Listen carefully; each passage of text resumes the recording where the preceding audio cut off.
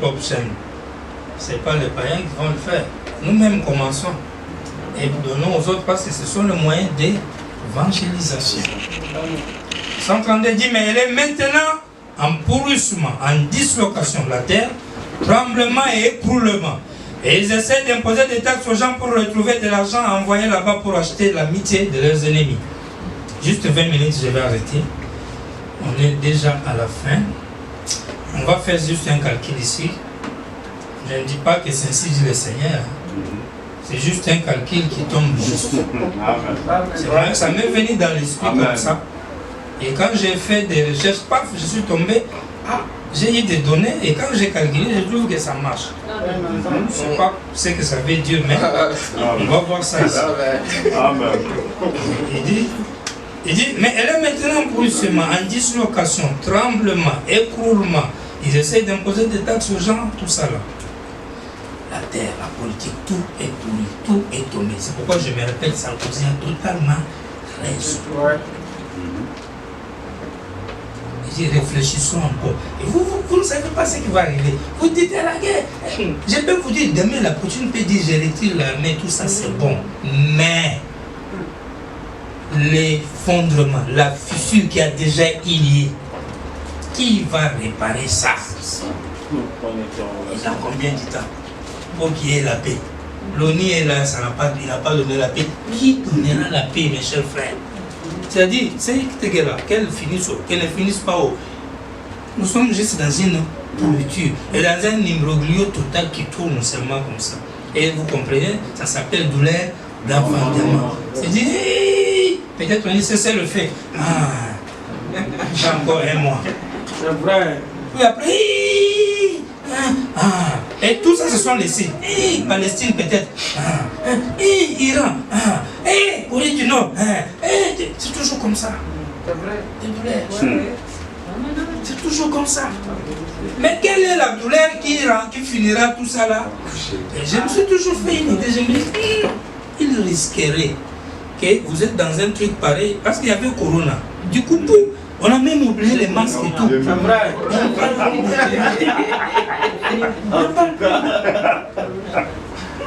Même là où on entrait, on disait masque ou rien. Aujourd'hui, tu peux au moins entrer. Et avec ça, vous savez quoi? Et là, il y a cette guerre. Corona est oublié. Mais là, vous verrez, on est distrait dans une guerre ou dans un truc. Dès qu'on commence peut-être à se dire, il y a paix ou il y a quoi là? Los Angeles prend des risques. Ne profitez pas, je pense seulement que vous pouvez voir, on se repose un peu. On pense que non, la guerre se calme comme ça. Et là-bas, c'est Los Angeles qui prend. Pourquoi? Parce que Los Angeles, c'est un phénomène lié à ça. Je ne sais pas si vous voyez ça. Parce que Los Angeles dit, quand ça tombe, tout. Ça, on dit troisième guerre. Tout. Donc, il faut prendre les deux tout, le mettre en parallélisme. Donc, si vous voyez une guerre qui risque de déclencher la fin, alors comprenez que Los Angeles va arriver avant même que la bombe atomique là ne soit tapée. C'est comme ça. Il ne faudra pas que le roi du Nord envoie avant Los Angeles. Soyez très prudents. C'est pourquoi je vous disais, quand je m'assois, je vois ces choses-là. À un moment, tu manques d'abord équilibre. Tu fais comme ça, je dis non. Mais et puis je regarde les gens, je sors, je vois les voitures, je vois les gens, les métiers. Est-ce qu'ils comprennent? Est-ce qu'ils savent? Qu'est-ce qui se passe? Je vous assure, dans l'ordre des prophéties, il faut.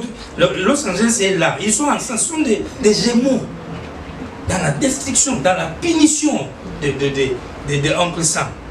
Vous voyez? Donc ce sont des éléments de définition de Oncle Sam. C'est-à-dire, dès que l'autre déjà accélère, on dit aux anges, appuyez encore plus les fentes là, là-bas, Amen. oui. Et quand lui fait, parce que vous dites l'économie du monde avec les sanctions, c'est aux sanctions. Et puis l'Europe commence à dire, mais l'économie est en train encore de tomber alors qu'on était dans l'équilibre, le corona nous a fait des choses, les blés vont monter, les carburants. On n'a pas encore eu les prix, hein, mes chers frères. Vous devez vous rappeler de tout ça. Ça sera dur. Et c'est dur. Et pendant que vous dites ça, si Los Angeles ne fait pas, c'est 40% de l'économie américaine. S'il fait ça plus les guerres, Ça veut dire qu'on dirait que ça va même réconforter le roi du Nord pour dire, ok, avec ça là même, je vais bien nous savoir. Les explosions que les tremblements de terre n'auront pas encore fini, quand lui va dire en même temps, c'est nos ennemis. Il faut y aller.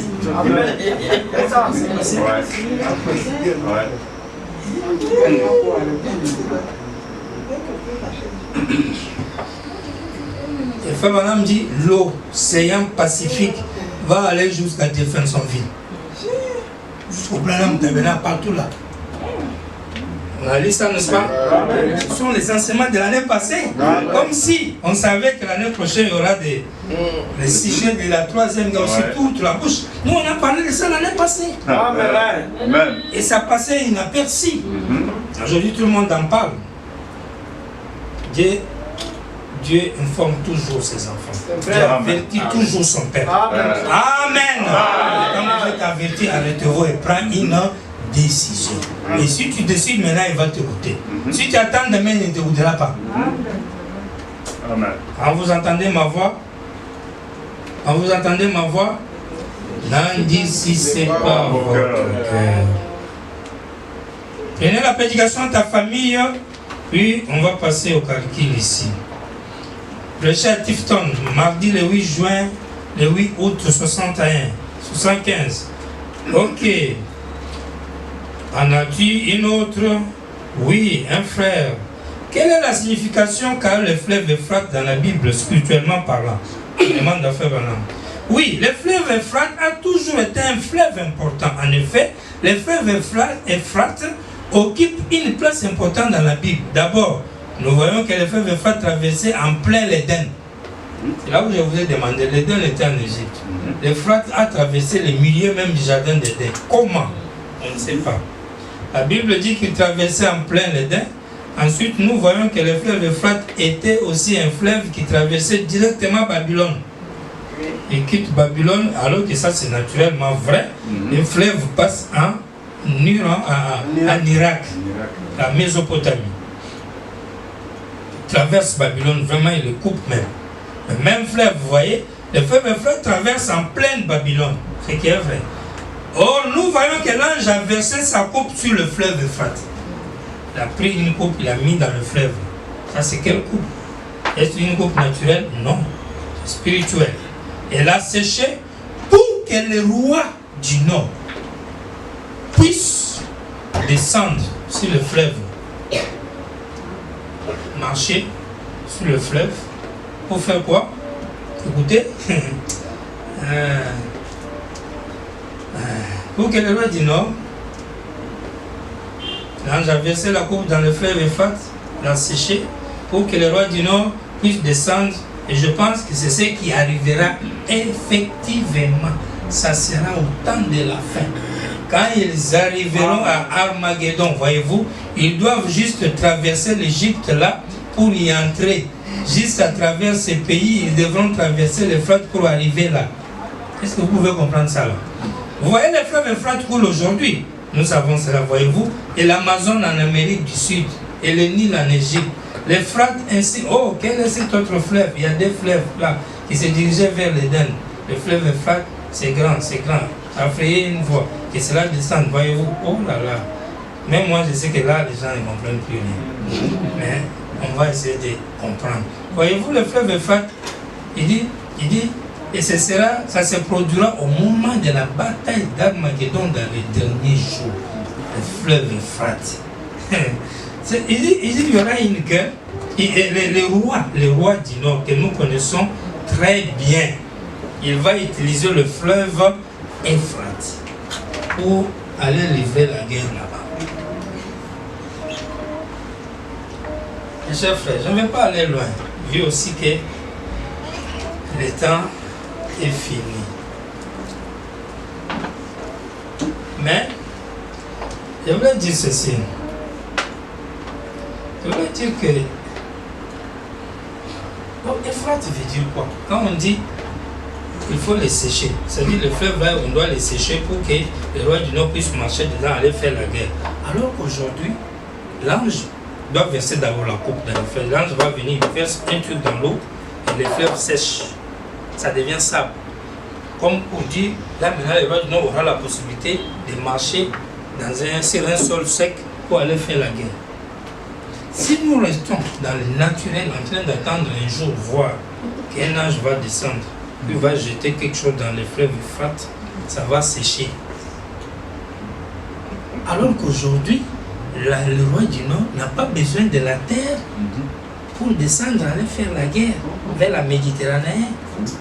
Si le roi du Nord veut aller en Israël, en Iran, en Syrie ou vers la Turquie, il n'a pas besoin qu'on sèche la mer. Est-ce qu'on est ensemble? Pourquoi il n'a pas besoin de sécher la mer? Parce qu'on dirait que quand l'ange a versé un truc dans l'eau, cela a inspiré le roi du Nord à fabriquer ce qu'on appelle les sous-marins. Exact, c'est sorti. Et avec les sous-marins, le roi du Nord marche dans la mer comme s'il était à pied et il va dans un lieu à un autre, sans parler des grands bateaux de guerre. À quoi sert de sécher un fleuve alors que les bateaux de guerre sont là? Maintenant, remarquez, vous avez vu la Crimée? Ouais. Hein? Vous avez vu la mer d'Azote? Ouais. Vous avez vu les cercles? Vous avez vu Turquie qui a bloqué les détroits là? Ouais. Pour que ça ne passe pas? Ouais. Vous savez que ces eaux ont un lien avec l'Euphrate. C'est vers l'Asie, non? Ouais. Ça descend vers la Méditerranée. L'Euphrate descend là-bas, il vient vers la Méditerranée, dans la mer Rouge ici. Il y a des ramifications là-bas. Et quand vous êtes dans les côtés de la Turquie, vous descendez là, vous pouvez courber, aller sur la Méditerranée. Si vous voulez faire la guerre là-bas, aller joindre même l'Euphrate. La Méditerranée, c'est un grand boulevard qui permet vraiment aux sous-marins et aux bateaux de guerre, ou bien d'atteindre les côtes. Mais après tous les efforts que le roi du Nord a fait, il a voulu gérer la mer d'Azote, gérer la mer Noire, pour être au bord de ça et avoir l'accès facile pour descendre vers la Méditerranée. Le chemin un autre chemin pour la troisième guerre mondiale. Parce que quand il faut aller attaquer le peuple du Seigneur qui est là-bas, vous le connaissez, non? Israël, il faut passer là-bas.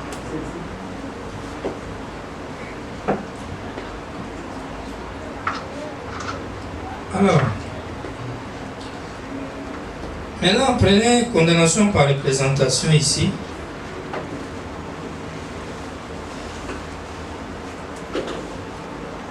Paragraphe 26, c'est bien. Regardez maintenant ce qui a produit. Le président Franklin Roosevelt a conduit l'Amérique. As-tu parti en Angleterre? C'est exact. L'Allemagne ne nous avait jamais cherché querelle. C'est nous qui avons cherché querelle, qui a plongé le monde entier dans une guerre. C'est ce qui a causé la guerre mondiale. Et c'est ce que je venais de dire. La première guerre mondiale a été due par cet acte. Terminons maintenant avec ces calculs. Regardez quelque chose ici, mes frères. Attends, on va enlever un peu ça. Puis on va faire une pause. Puis on verra mercredi. Qu'est-ce qu'on peut dire? Alors, remarquez ce qui se passe ici.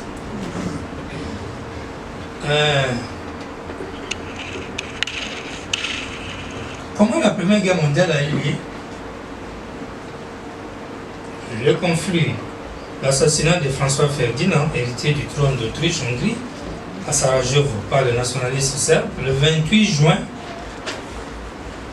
1914.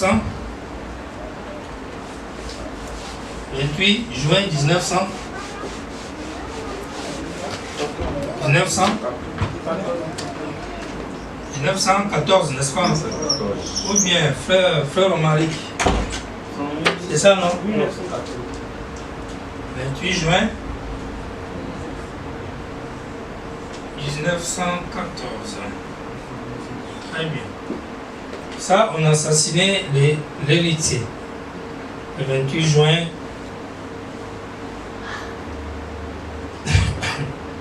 1900. Juin ou juillet. 28 juillet, pardon. 1914. Alors, en ce moment-là, il y avait des blocs d'alliance. Vous pouvez lire dans les détails, dans les documents, vous verrez, il y avait une abréviation là, toujours en Europe là, comme on a l'Union européenne, l'OTAN, des choses comme ça. Il y avait des blocs d'alliance. À ce moment-là, là je vous donne au moins 5 causes qui ont provoqué la Première Guerre mondiale. D'abord, 1, l'assassinat du l'héritier. 2, les blocs d'alliance qui existaient. Parce que quand on assassinait l'autre, il se met en conflit.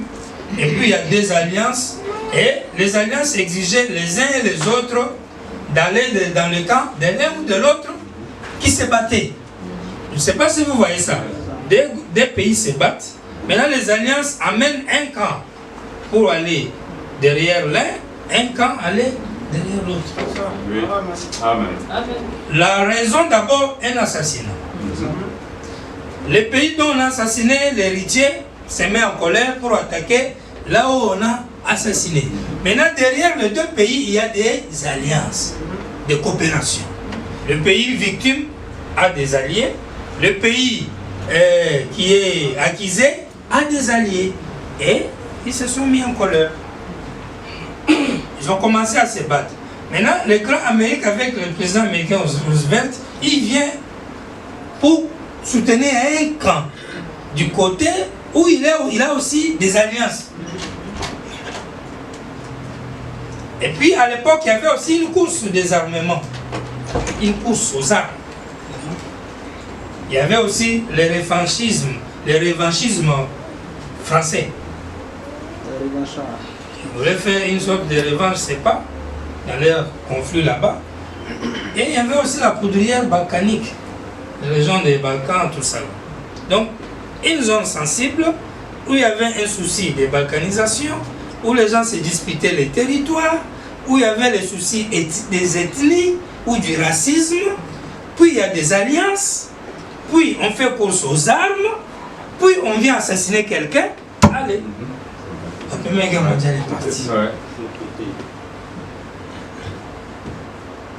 À cause de ces histoires de pays alliés, de blocs et consorts. Et quand est-ce qu'elle a eu lieu?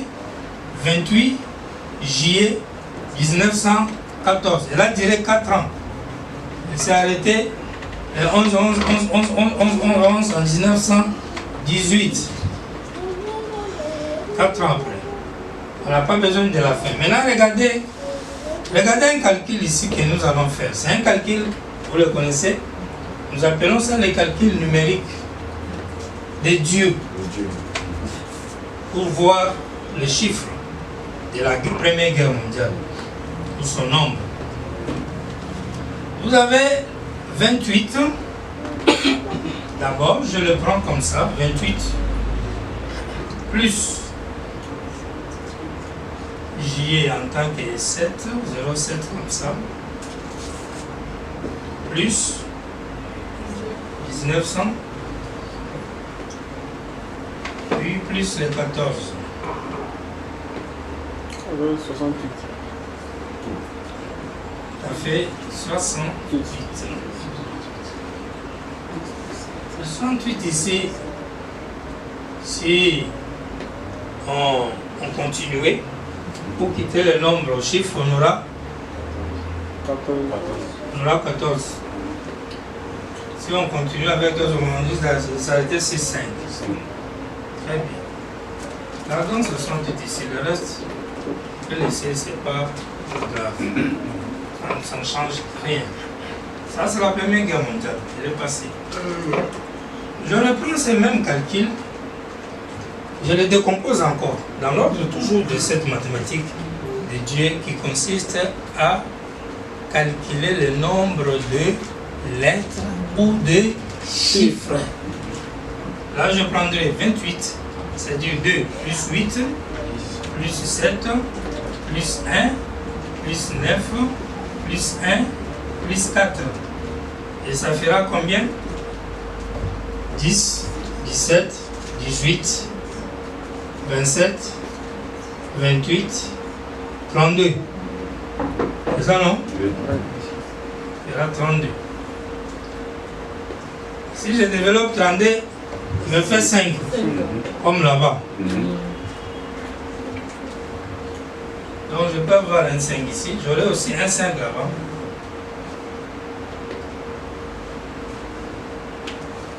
Là, je pense à mon docteur qui disait Malachi 4-5. Donc, si je vois déjà là-bas, je vous avais élu le professeur pour détruire. Mais moi, je ne prends pas ça d'abord. Je reste sur ça. On a déjà fini la prédication. En fait, on est en train de chercher quelque chose, juste pour nous éveiller un peu. Amen. Donc, si ça ne vous plaît pas, vous pouvez refuser ça. Mais je sais seulement que nous sommes sur la base de la mathématique de Dieu. Et quand vous comptez les chiffres, vous ne péchez pas. N'est-ce pas? Il a dit Abraham, c'est combien de lettres? Et j'ai compté. Jésus, c'est combien de lettres? C'est ce que je fais aussi. C'est ça. Amen. Je n'invente rien. C'est juste une bonne base. Ça, c'est la première guerre mondiale. Et là, la deuxième. Elle a commencé le 1er septembre 1939. C'est ça, non? Tapez même sur l'internet, vous verrez ça. Et ça a pris fin le 2 septembre 1945, presque 6 ans après. Et là, la raison, c'est que l'Allemagne a fait l'invention sur la Pologne. Alors qu'il avait déjà appris l'Autriche et d'autres pays, Bohème, Moravie, tout ça, sans qu'il y ait problème. Mais quand il a touché sur la Pologne, les autres pays ont dit, tu as trop pris. Il y a Hitler, il veut agrandir son empire, il a frappé les Juifs, il les a chassés, il a pris telle ville, il a pris telle ville. Quand il prenait ces autres petites villes-là, les autres pays regardaient, ils ne se sont pas entrés en guerre. Mais quand il a touché la Pologne, ils ont dit, c'est en est assez, on ne veut plus voir ça. Ils se sont énervés et ils se sont répartis sur leur bloc, comme pour la première là. Et il fallait les alliances et tout qu'on sort. Et on ne sait pourquoi vous vous attendez, ils ont appelé ça les alliés, non? N'est-ce pas vrai? Et l'Amérique a encore envoyé leur armée. Et à l'époque, même la Russie était du côté des alliés aussi, pour combattre l'Allemagne. Et ils ont appelé, c'était l'armée rouge. Et c'est eux-mêmes qui ont infligé les vraies pertes, les vraies corrections aux Allemands. C'est pourquoi quand vous lisez les Écritures, ils n'ont jamais gagné une guerre, il faut bien lire pour voir l'équilibre de quoi ils parlent. Sinon vous verrez en train de donner avec précision que telle guerre a été gagnée par eux. Ils ont frappé les Allemands. Et c'est ça la deuxième guerre mondiale, c'est comme ça qu'elle est partie. Si nous prenons encore dans notre calcul, nous allons calculer ici 1, parce que 0 on laisse, si on tout nombre additionné à 0, ça ne fait rien. Plus 9, plus 19, plus 39. Ça c'est l'année, ça c'est le nombre de choses. Comme on a fait en haut. Vous aurez 10, vous aurez 29, c'est ça non? Vous aurez 29 plus 39, ça fait 68. Et si on continue, on aura encore 68. Et rejoint son grand frère là-bas, c'est la même chose.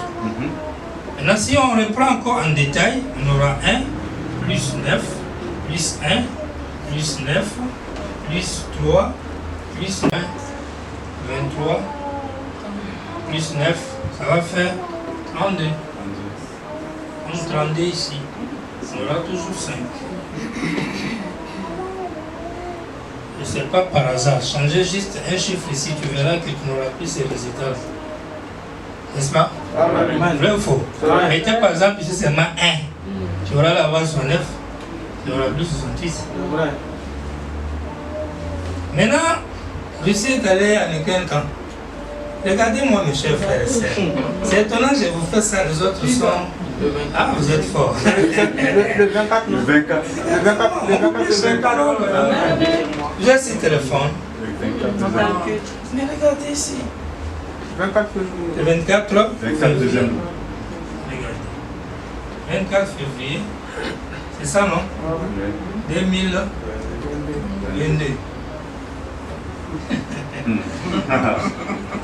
Vous avez 24 plus 2, 26, plus 20, 46. 46 plus 22, 70.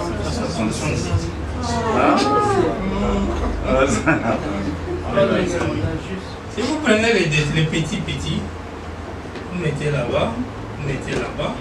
2 plus 8, 10, 17, 18, 18 plus 9, 27. C'est ça, non? 27 plus 1, 28. 28 plus 4, 32. Si moi j'ai compris que le 24 février 2022 c'est le début de la 3e guerre mondiale, en quoi j'ai tort? Amen.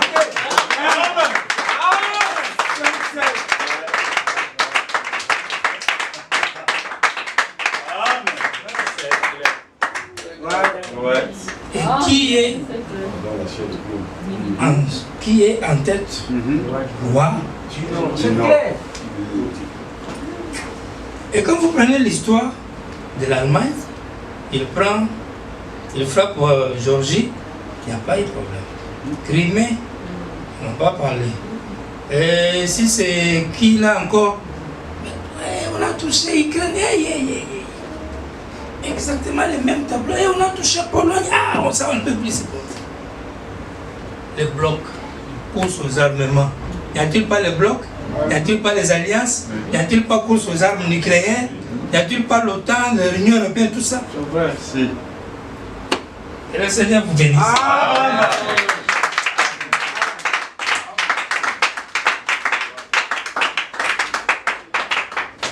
Nous allons tout simplement vous dire, soyez prudents et surtout cherchons Dieu avant qu'il ne soit trop tard.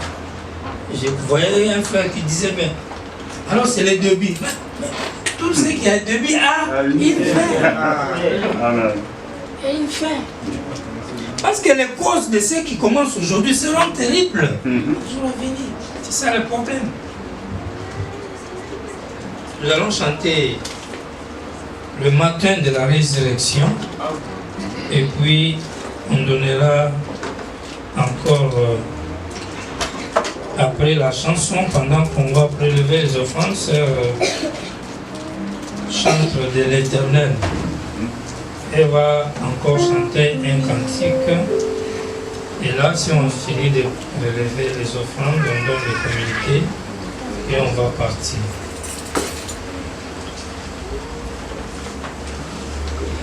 Les amis en ligne, on vous dit au revoir, que le Seigneur vous bénisse. Mais si vous êtes encore là, vous pourriez suivre l'adoration des chants en ligne tout à l'heure. Pour qu'on coupe d'abord la prédication et puis on va relancer les chants à part. Puis ça sera comme ça, n'est-ce pas? Tu coupes et puis tu relances. Les amis vont suivre l'adoration partout ailleurs dans le monde.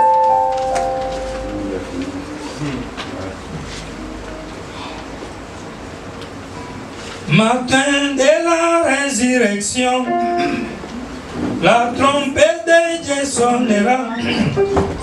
Ou bien je suis très haut. Notre pianiste était en disparition, tu as fait pleurer les gens. Les gens sont là en train de... Matin de la résurrection. Je crois qu'à ce niveau-là, c'est bon.